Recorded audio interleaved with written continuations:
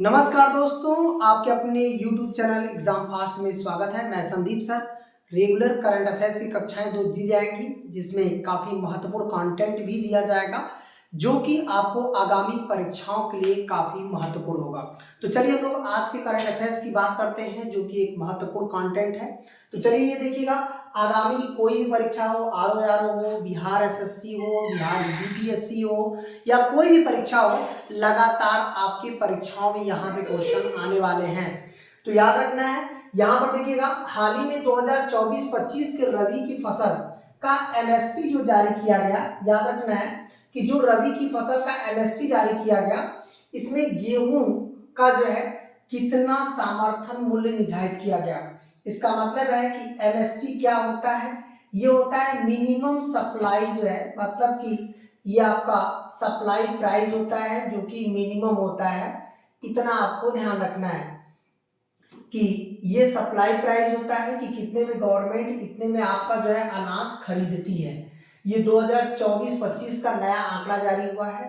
या एक चीज और ध्यान रखिएगा, टोटल MSP जो जारी होता है कुल 23 फसलों पर जारी होता है। ये कितने फसलों पर जारी होता है जो कि मैं आंकड़ों में पूरा बताऊंगा किस तरह से MSP जारी होता है।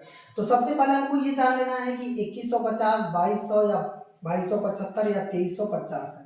तो इस बार का जो MSP जारी हुआ है उसमें आपका 2275 रबी की फसल में गेहूं का मूल्य रख दिया गया है। ठीक है, इसके अलावा अन्य फसलों का भी मूल्य की रिपोर्ट हमने रबी की फसल में इकट्ठा कर रखी है जो कि आपको इस रिपोर्ट को पढ़ना होगा। एक क्वेश्चन आपके खाद्यान्न से जरूर पूछे जाएंगे। तो चलिए हम लोग और आगे बढ़ते हैं अगले क्वेश्चन की तरफ। देखिएगा अगला जो इसका पॉइंट है, पॉइंट को देखिएगा, MSP कुल 23 फसलों पर जारी किया जाता है जिनमें कौन कौन सी फसलें हैं। तो 23 फसल पर MSP जारी होता है, एक चीज ये दिमाग में रखिएगा। और इसमें क्या क्या है, अनाज 7 है, 7 अनाज है, जो धान है, मक्का है, गेहूं है, ज्वार, बाजरा, रागी, जौ। इसमें से कोई 4 ऑप्शन उठाएगा आयोग और एक नया ऑप्शन दे देगा, चाहे वो कुसुम दे दे, तिल दे दे, पूछेगा इनमें से कौन सी फसल है जो रबी की फसल में नहीं आती है, ऐसे करके क्वेश्चन देता है। तो याद रखिएगा, धान, मक्का, गेहूं, ज्वार, बाजरा, रागी, इसका मतलब है यहाँ पर ये जो बाजरा है ये रबी की फसल में नहीं आता है, जो ज्वार है ये रबी की फसल में नहीं आता है, लेकिन अनाज भी आते हैं, इतना ध्यान रखिएगा। इसका मतलब है कि टोटल 23 में 7 अनाज हैं, धान, मक्का, गेहूं, ज्वार, बाजरा, रागी और जौ, जिनमें से आपको गेहूं और जौ 2 रबी की फसल है, इतना ध्यान रखना है। बाकी रागी, बाजरा, ज्वार, मक्का और धान ये किसके हैं, खरीफ की फसल है। ज्यादातर खरीफ की फसल से ही जो है हम लोग देखते हैं अनाज में, सबसे ज्यादा अनाज में यदि देखा है तो खरीफ की फसल को ही लिया है। दाल, 5 प्रकार की दालें को MSP में जारी किया गया है। 5 दालों को कौन कौन सी दालें हैं, चना है, अरहर है, उड़द है, मूंग है और मसूर है। ऐसे 5 दालों को भी शामिल किया गया है। क्वेश्चन ये भी दे सकता है कि निम्न में से कौन सी एक दाल जो है MSP में जारी नहीं होती। तो 5 में याद करना है, 5 के अलावा कोई भी नाम दे दिया आपको क्या हो जाएगा, याद रखिएगा। कभी कभी अरहर को तूर लिख देता है, तूर भी अरहर को ही कहा जाता है, इतना ध्यान रखना है। ठीक है, फिर आते हैं 7 तिलहन। तिलहन में जैसे सरसों है MSP जारी होता है, मूंगफली पर जारी होता है, सोयाबीन पे जारी होता है, सूरजमुखी पे जारी होता है, तिल पे जारी होता है, कुसुम पे जारी होता है और निगर सीड पे जारी होता है। अब वहां पर जैसे क्वेश्चन ये दे दिया, तिल, कुसुम या निगर सीड ऐसे करके दिया, निम्न में से कौन सा एक अनाज नहीं है, या ऐसे देगा कि निम्न में से कौन सा एक अनाज है, तो ऐसे भी क्वेश्चन दे सकता है। तो ये सभी तिलहन में आते हैं। देखिए कई बार कुसुम का और निगर सीड दिया है कि निम्न में से कौन सा एक जो है तिलहन नहीं है, तो यहाँ पर दे देगा सोयाबीन, कुसुम, निगर हीट और रागी। तो रागी यहाँ पर देखिए कह रहा है तिलहन नहीं है, तो रागी अनाज में आता है।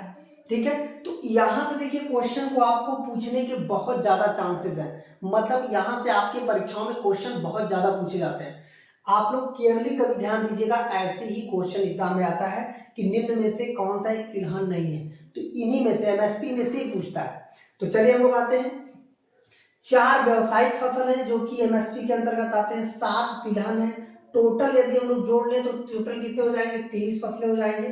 4 व्यावसायिक फसल कौन कौन सी है, कपास है, गन्ना है, कोपरा है, कच्चा जूट है। याद रखिएगा, जूट है व्यावसायिक फसल में, कोपरा है और गन्ना है, इसके अलावा कपास है।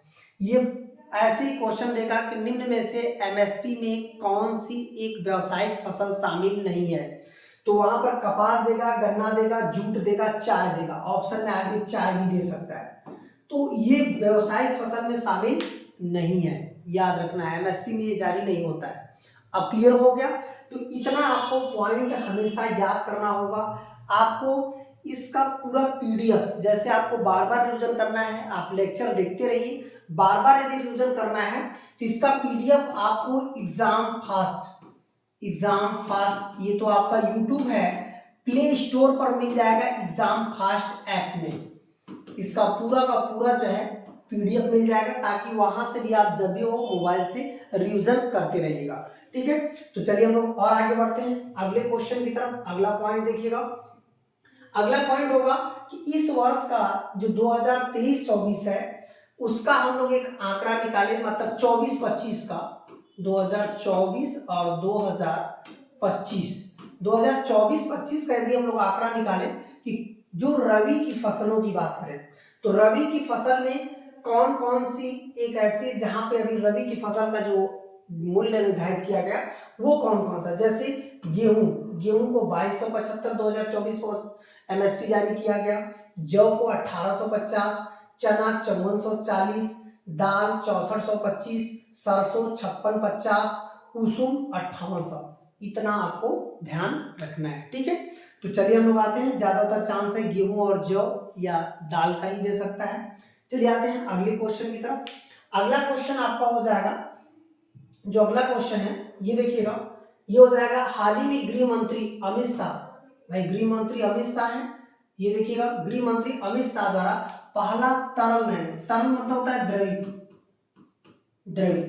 द्रवित नैनो जो है डीएपी संयंत्र, जो यूरिया का संयंत्र स्थापित किया गया है, ये कहां पर किया गया है। हालांकि एक तो क्वेश्चन ये दे सकता है कि पहला नैनो जो है कहां स्थापित हुआ है या किस राज्य में, तो एक तो आंसर हमारा क्या हो जाएगा, गुजरात। लेकिन अब मामला ये आता है कि गुजरात के ही सभी जो है कह सकते हैं कि शहर हैं, तो वहां पे थोड़ा और ज्यादा हमको समझना होगा कि ये गुजरात में अहमदाबाद में है, गांधीनगर, सूरत या बड़ोदरा। तो याद रखिए गुजरात के गांधीनगर में है, मतलब कि गांधीनगर में है, और किस स्थान पे है, कलोल में है। कलोल में जो है यह संयंत्र स्थापित किया गया है। तो इतना आपको ध्यान रखना है। ये संयंत्र किस लिए है, ताकि कम सस्ते दामों पर किसानों को खाद उपलब्ध किया जा सके। ये देखिए, यह देश का पहला नैनो संयंत्र कलोल गांधीनगर में स्थापित किया गया है।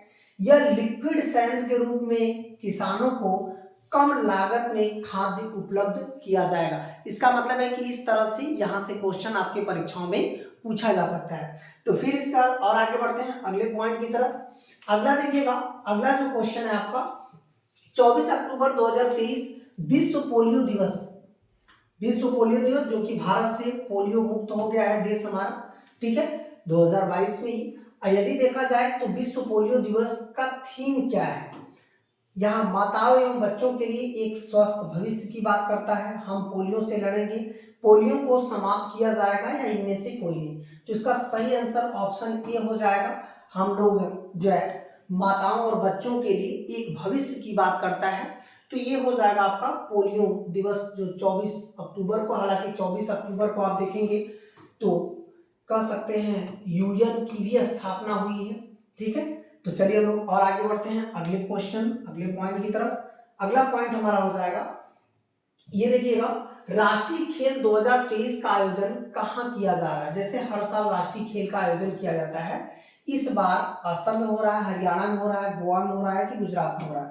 तो इसका सही आंसर क्या हो जाएगा, इस बार जो है राष्ट्रीय खेल का आयोजन गोवा में किया जा रहा है। जैसा ही रिपोर्ट आएगा उसके बाद भी करंट अफेयर्स में आपको बता दिया जाएगा। तो चलिए हम लोग और आगे बढ़ते हैं अगले पॉइंट की तरफ।